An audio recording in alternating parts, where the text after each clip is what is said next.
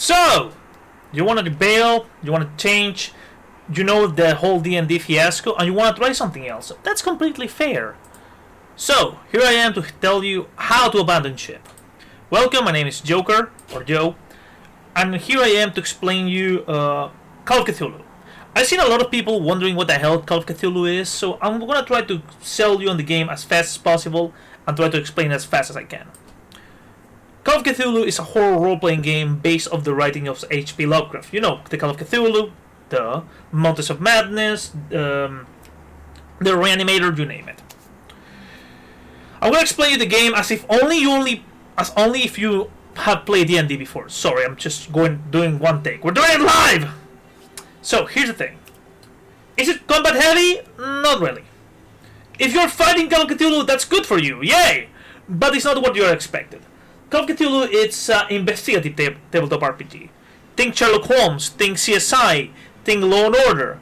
You find clue A that guides you to clue B, that guides you to clue C, that tells you how the fuck to defeat an eldritch horror. If you call that defeat. Is it RP heavy? Yeah, there's a lot of investigation on it. There's a lot of character-driven action. What's the system like? Very easy. Stats are divided by percentage. So, for example, let's say that you have driving. Your driving is at, let's say, 45. You roll a 1d100 and you need to get 45 or lower. The more low you get, the better your roll is. If you get a 5 through 1, that's a critical success. If you get 100, that's a critical failure. So far, so good? Very good.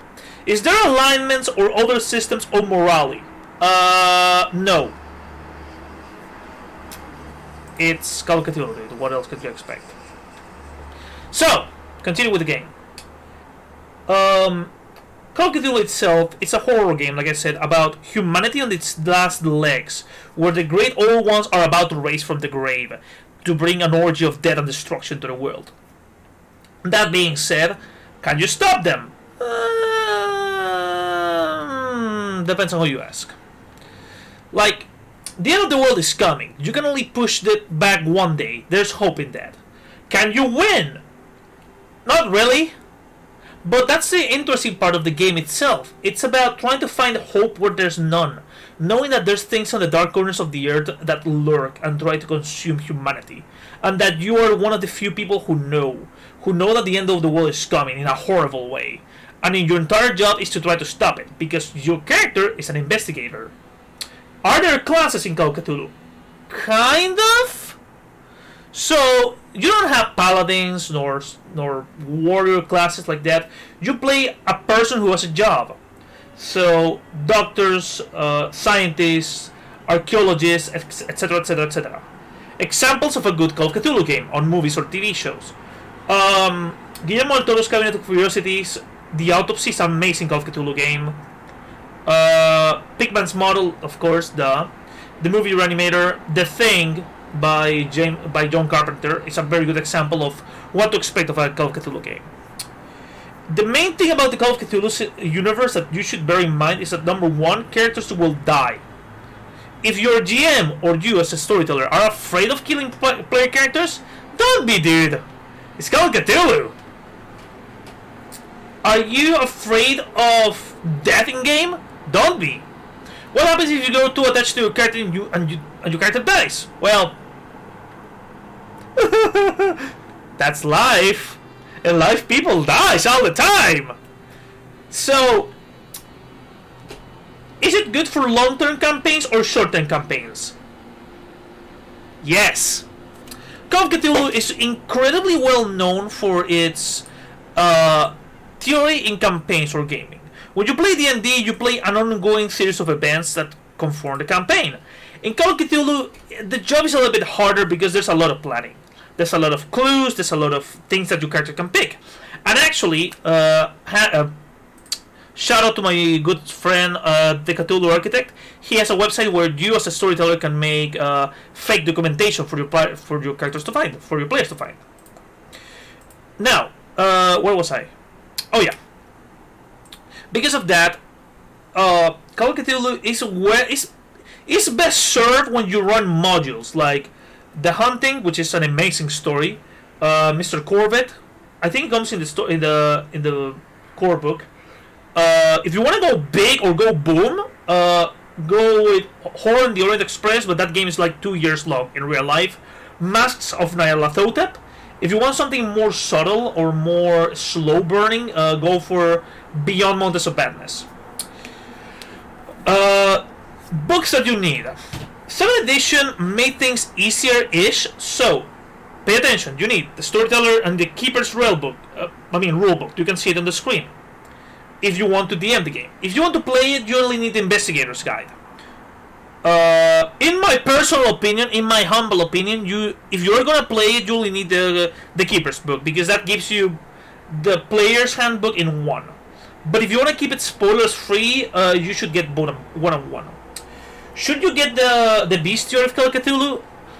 Only if you want to. Personally, it's 2 books. One that details every single god by other authors, and one that details every single monster. Also, monsters by other authors.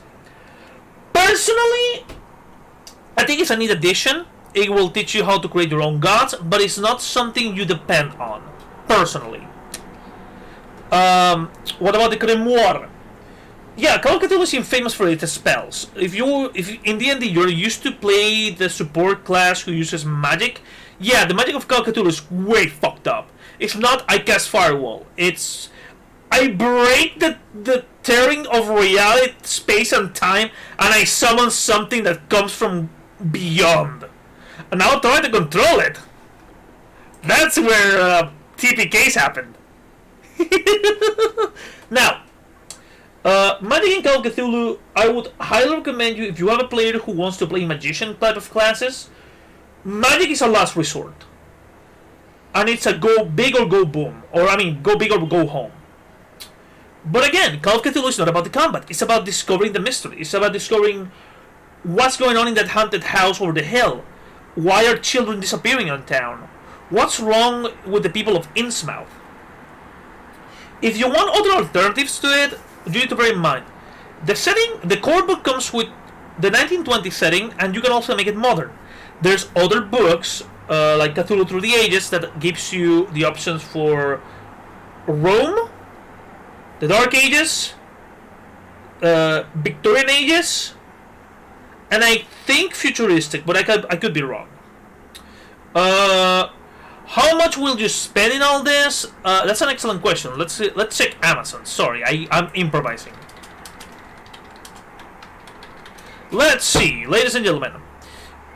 The Keeper's Rulebook is around $44. The starter set is $22. Comes with an adventure already. The Investigator's Handbook comes with it's $37 Sorry. Dice. What type of dice do you need? If you have your basic D&D set, meaning 1d20, 2d10s, 1 percentual, 1 decimal, d4s, d5, d4, d6s, whatever, you should be able to rock and roll with it. Advices and tips that I can give you as a GM. Is sanity a punishment? Is making your characters go insane a punishment? No. But what if my character went to the war and he saw horrible things? Well, you are more desensitized and your character might have some mental issues because of the shit he saw. But the eldritch horrors, the things that should not be named, the things that dwell in the darkness, they are so abstract that perceiving them will break your mind. It's not because they're gory, it's not because they are, tentacles and whatnot. It's because they are beyond our capacity of reasoning. It's like imagining a new color. And it's funny, there's a monster that's a color out of space. Good movie, by the way. So, if you want to try something new, something different, I highly recommend it. Cons of the game. Personal problems. If your group is used to brute force their way through a game, that's not for them. If your group is not patient enough, I don't recommend it. I personally, if you want to test the waters, go to the Chaosium website and download the Quick Start so you can give it a go. The third con is improvising Call of Cthulhu is incredibly hard because you need to think about a mystery scenario. Like, there's been a murder. Alright, now you need to figure out the clues. Who did it? Why? and then you start working back from there. Call of Cthulhu excels on making content for DMs to run. There's a shit ton of books. There's 7 editions. The third catch is that they haven't made really. I mean, there's conversion rules, but they haven't done some of the classic adventures in the new ones, like Shadows of Just Thought. If you want to fight Cthulhu himself, good luck. The third disadvantage of Call of Cthulhu is that I had players who are used to always winning. Because of that, Call of Cthulhu is not a game where you will win. It's not a game where you will kill Cthulhu. You cannot kill him. It's like killing the concept of death or killing the concept of space. You can't. The only thing you can do is push it back. So, unless you want a game about existential horror, about science, because believe it or not, Call of Cthulhu, I mean, Lovecraft was a scientist. I mean, he was a scholar of science. So, yes, I know he was a racist. I know. Yeah. Other content that you might find interesting if you want to buy 7th edition is name. Was it Terror or Rain? Shit. Okay, there's a book. I can't remember the name right now out of the top of my head, which is set during the French Revolution. Then there is Mass of Nyarlathotep, which is an amazing campaign. It will take you like 6 months to a year. Cthulhu Dark Ages. If you want to play in your fantasy scenario, like during the Crusades and whatnot, that's a book for you. Mansions of Madness is a good compendium of short adventures involving mansions and haunted places. Oh! And there's an alternative.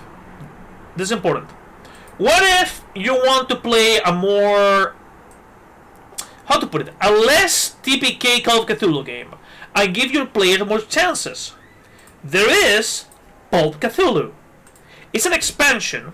The book itself is around... I just saw it 2 seconds here. $40. It's an expansion that allows you to play more hard-boiled type of characters. You know, with your Indiana Jones, your VJ Blazkowicz, your Thorsen, your the Shadow. You're more... hell, the first half of the movie Atlantis is pretty much a Pulp Cthulhu game. Atlantis, the Lost Empire, the Disney one. Or Hellboy. So if you want to have the chance to be able to punch an Eldritch Horror in the face and have better odds to survive, you can buy that one. It changes the mechanics of the game. It makes it combat heavier. It makes it more heroic. And it gives you, like I said, more advantages. So those are my recommendations. If you're willing to jump ship, you're always welcome. Please feel free to comment down below. I might make this video in Spanish for Spanish listeners. This has been Joker. Thank you, and I will make another jumping ship soon. Or abandoning ship. I'm still thinking about the name.